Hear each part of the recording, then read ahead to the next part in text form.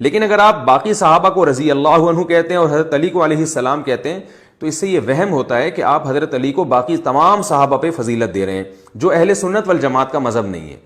تو اہل سنت والجماعت کا جو مذہب ہے وہ یہ ہے کہ سب سے پہلے حضرت ابو بکر ہیں، پھر حضرت عمر ہیں، پھر حضرت عثمان ہیں، پھر حضرت علی ہیں۔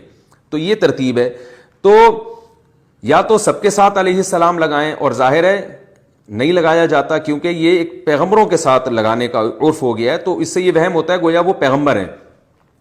تو باقی صحابہ کے ساتھ اگر ہم رضی اللہ عنہ لگا رہے ہیں تو پھر حضرت علی رضی اللہ تعالیٰ عنہ کے ساتھ بھی ہم رضی اللہ عنہ ہی لگائیں۔ باقی جو شیعہ حضرات ہیں ان کی رائے یہ ہے کہ حضرت علی کا تمام صحابہ سے مقام اور مرتبہ بلند ہے، یہ ان کی رائے ہے، تو وہ اگر لگائیں تو وہ ان کی اپنی رائے کے مطابق ہوگا۔ تو میں اس لیے کہتا ہوں کہ کسی مسلک کو آپ چھیڑیں نہیں، لیکن ایک مسلک کو فالو کریں، یا تو پورے ادھر ہو جائیں یا پورے ادھر ہو جائیں۔ تو اگر آپ اہل سنت والجماعت میں ہیں تو پھر اہل سنت والجماعت کی نظر میں حضرت ابو بکر کا مقام تمام صحابہ سے زیادہ ہے، تو جب ان کو آپ رضی اللہ عنہ کہہ رہے ہیں، علیہ السلام نہیں کہہ رہے، تو پھر آپ حضرت علی کو بھی رضی اللہ عنہ کہیں، ان کے ساتھ پھر آپ علیہ السلام نہ لگائیں تو بہتر ہے۔ ہم لوگ کہتے ہیں صحیح بخاری میں حضرت حسین کے ساتھ علیہ السلام لکھا ہوا ہے، وہ ترجمہ کھولتے ہیں کہتے ہیں کون نہیں لکھا ہوا، اور ترجمہ ہی مولوی پڑھیا ہے۔ سر اے بخاری شریف وچوں مولانا شریف نو باہر کڈو نا،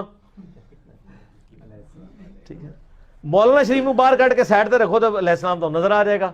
ہوتا ہے کہ عربی میں لکھا ہوا ہے، کہتے ہیں علیہ السلام کہاں لکھا ہے، میں نے کہا جی اپنا وہ 360 کھولیں، لکھیں صحیح بخاری میں 3748، وہ 3748 انہوں نے حدیث کہتے ہیں کوئی نہیں لکھا، میں کہا یہ مولانا شریف پڑھیا، اتنے عربی جاؤ تو عربی میں لکھا تھا حسین علیہ السلام۔ تو اب ترجمہ کرنے والا بےمانی کر رہا ہے نا، اس علیہ السلام کو رضی اللہ عنہ بنا رہا ہے، کیونکہ وہ فرقہ گھسا رہا ہے اپنا بیچ میں۔ صحیح بخاری میں 6318 نمبر حدیث میں فاطمہ اور علی کے ساتھ علیہم السلام لکھا ہوا ہے۔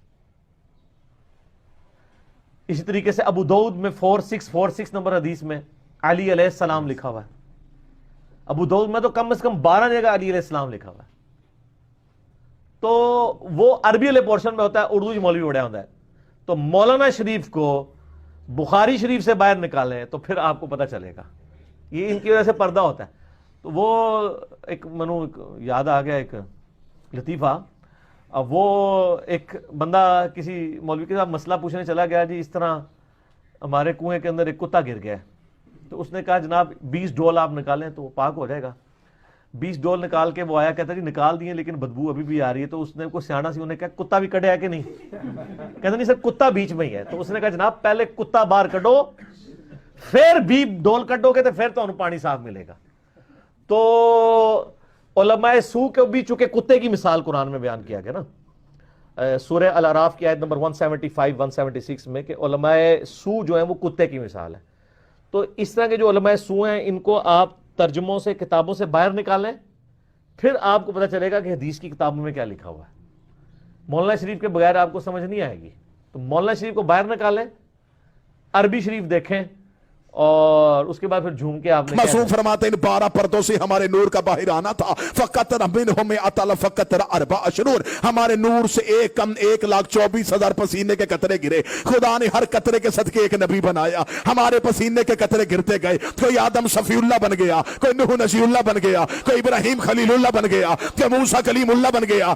آج پوری دنیا میں کوئی مسلمان ایسا نہیں جو حضرت آدم کا رضی اللہ کہتا ہو، حضرت ابراہیم کا رضی اللہ کہتا ہو، حضرت نوح کو رضی اللہ کہتا ہو۔ آدم علیہ السلام، ابراہیم علیہ السلام، نوح علیہ السلام، یہ جنہیں علیہ السلام کہا یہ بنے کیسے تھے؟ ہمارے نبی کے پسینے سے۔ جو پسینے سے بنے وہ علیہ السلام ہوتے ہیں، تو جو خون سے بنے وہ رضی اللہ